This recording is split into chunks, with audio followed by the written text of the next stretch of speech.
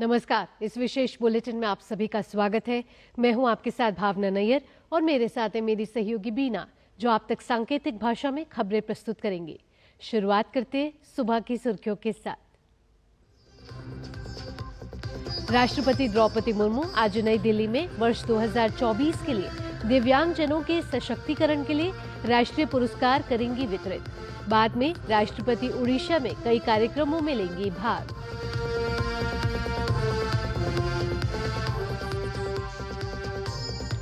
प्रधानमंत्री नरेंद्र मोदी आज चंडीगढ़ में 3 नए आपराधिक कानूनों के सफल कार्यान्वयन को राष्ट्र को करेंगे समर्पित।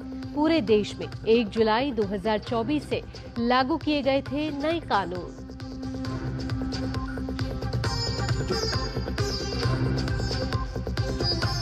संसद में आज गतिरोध खत्म होने की संभावना। दोनों सदनों में प्रश्नकाल के दौरान कई विषयों पर होगी चर्चा। कई अहम विधेयक भी किए जाएंगे पेश।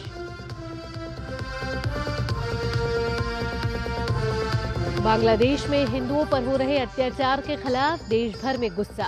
आज दिल्ली में संयुक्त राष्ट्र कार्यालय के बाहर विरोध प्रदर्शन। उत्तर प्रदेश के भी कई शहरों में प्रदर्शन।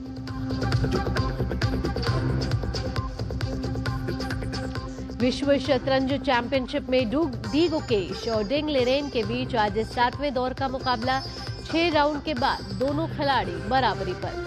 7.5 अंक बनाने वाला बनेगा विश्व चैंपियन।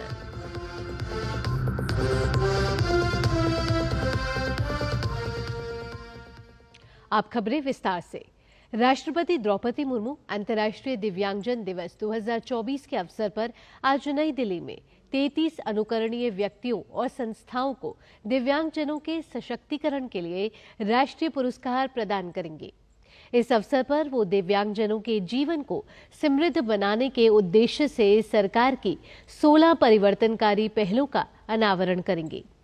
सामाजिक न्याय और आधिकारिकता मंत्रालय का दिव्यांगजन सशक्तिकरण विभाग दिव्यांगजनों के सशक्तिकरण के लिए प्रतिष्ठित राष्ट्रीय पुरस्कार समारोह की मेजबानी करेगा।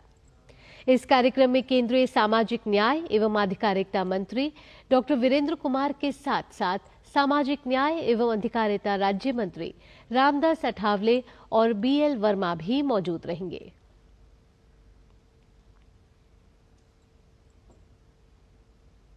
राष्ट्रपति द्रौपदी मुर्मू आज से 7 दिसंबर तक ओडिशा का दौरा करेंगे।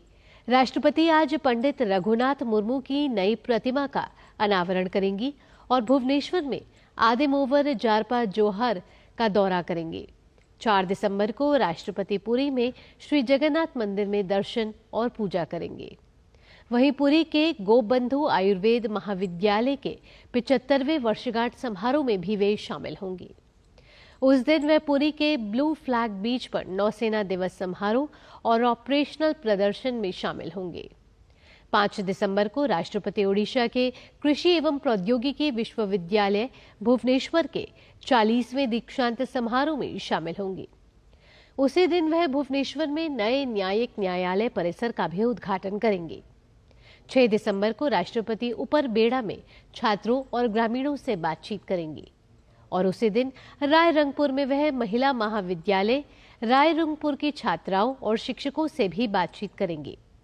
7 दिसंबर को राष्ट्रपति बंगिरीपोसी, गोरू महिसानी, बुरामारा, चाकुलिया और बादाम पहाड़ केंदुझारगढ़ के रेल लाइन जनजातीय अनुसंधान एवं विकास केंद्र रायरंगपुर, दंडबोस हवाई अड्डा रायरंगपुर और उपमंडल अस्पताल रायरंगपुर सहित विभिन्न परियोजनाओं का शिलान्यास और उद्घाटन करेंगे।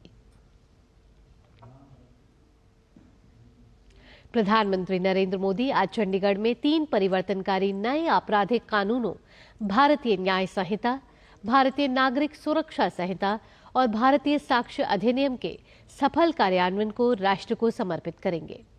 तीनों कानूनों की अवधारणा प्रधानमंत्री के दृष्टिकोण से प्रेरित थी। इसमें औपनिवेशिक काल के कानूनों को हटाने के बारे में विचार किया गया था, जो स्वतंत्रता के बाद भी अस्तित्व में रहे। साथ ही दंड से न्याय पर ध्यान केंद्रित करके न्यायिक प्रणाली को बदलना भी था। इसे ध्यान में रखते हुए इस कार्यक्रम का मूल विषय सुरक्षित समाज, विकसित भारत, दंड से न्याय तक है। पूरे देश में 1 जुलाई 2024 को नए आपराधिक कानून लागू किए गए थे। इन आपराधिक कानूनों का उद्देश्य भारत की न्याय व्यवस्था को अधिक पारदर्शी, कुशल और समकालीन समाज की आवश्यकताओं के अनुकूल बनाना है। यह ऐतिहासिक सुधार भारत की आपराधिक न्याय प्रणाली में ऐतिहासिक बदलाव का प्रतीक है, जो साइबर अपराध, संगठित अपराध जैसी आधुनिक चुनौतियों से निपटने और विभिन्न अपराधों के पीड़ितों के लिए न्याय सुनिश्चित करने के लिए नए ढांचे लाता है। कार्यक्रम में इन कानूनों के व्यावहारिक इस्तेमाल को प्रदर्शित किया जाएगा। इसमें यह भी दिखाया जाएगा कि कैसे वे पहले से ही आपराधिक न्याय परिदृश्य को नया आकार दे रहे हैं। इस दौरान एक लाइव प्रदर्शन भी आयोजित की जाएगी, जिसमें अपराध स्थल की जांच का अनुसरण किया जाएगा और नए कानूनों को अमल में लाया जाएगा। संसद के शीतकालीन सत्र में चल रहे गतिरोध के आज खत्म होने की संभावना है। उम्मीद है कि दोनों सदनों में अब प्रश्नकाल भी चलेगा। अहम विषयों पर चर्चा के साथ साथ विधायी कामकाज में भी पूरा होगा। सोमवार को संसद की कार्यवाही में विपक्ष के हंगामे के कारण लगातार व्यवधान को लेकर लोकसभा अध्यक्ष ओम बिरला ने प्रमुख दलों के सदन के नेताओं के साथ बैठक की, जिसके बाद सदन के चलने पर सहमति बनी है। सदन की कार्यसूची की बात की जाए तो आज दोनों ही सदनों में कई अहम विधेयक पेश किए जाने और चर्चा किए जाने के लिए सूचीबद्ध है।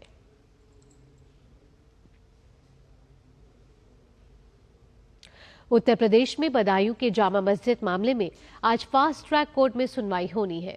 इससे पहले 30 नवंबर को हुई सुनवाई में मुस्लिम पक्ष ने बहस में अपनी दलील रखी थी, लेकिन बहस पूरी न होने की वजह से आज फिर से मुस्लिम पक्ष को अपनी दलील रखने का अवसर मिलेगा। बता दें कि यह मामला सिविल जज सीनियर डिवीजन फास्ट कोर्ट में चल रहा है।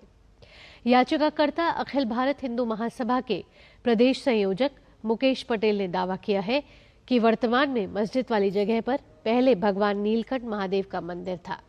साथ ही मुकेश पटेल ने विवादित स्थल पर पूजा पाठ की इजाजत भी मांगी है।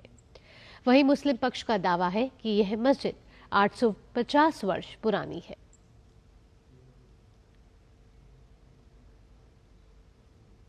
प्रयागराज में महाकुंभ 2025 की शुरुआत 13 जनवरी से 26 फरवरी तक होने जा रही है।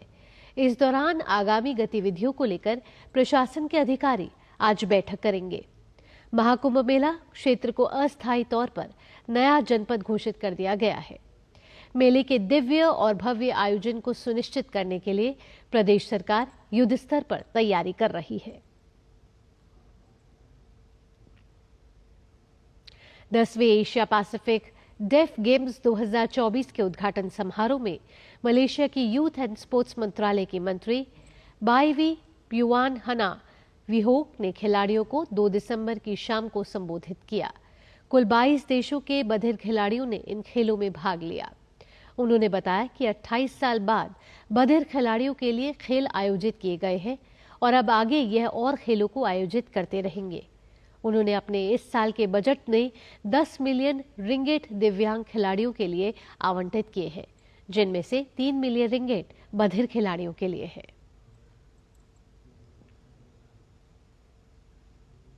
सिंगापुर में खेली जा रही शतरंज की विश्व चैंपियनशिप में भारतीय ग्रैंड मास्टर डी गुकेश और गत चैंपियन चिंग के डिंगलेरेन के बीच 7वें दौर का मुकाबला आज खेला जाएगा। गुकेश छठे और दौर तक कुछ खास प्रदर्शन नहीं कर सके हैं, लेकिन उन्होंने चीन के अपने प्रतिद्वंद्वी को बराबरी पर रोके रखा है। फिलहाल दोनों के 3 अंक हैं। प्रतियोगिता का पहला मैच लिरेन ने जीता था, दूसरा ड्रॉ रहा था। वहीं तीसरे दौर में गुकेश ने लिरेन को मात दी थी। चौथा, 5वां और 6ठा दौर ड्रॉ रहा। यह मुकाबला 14 दौर का है तथा जो भी खिलाड़ी पहले 7.5 अंक बनाएगा वह विश्व चैंपियन होगा। इसी के साथ इस विशेष बुलेटिन में इतना ही। मुझे और मेरी सहयोगी बीना सिंह के साथ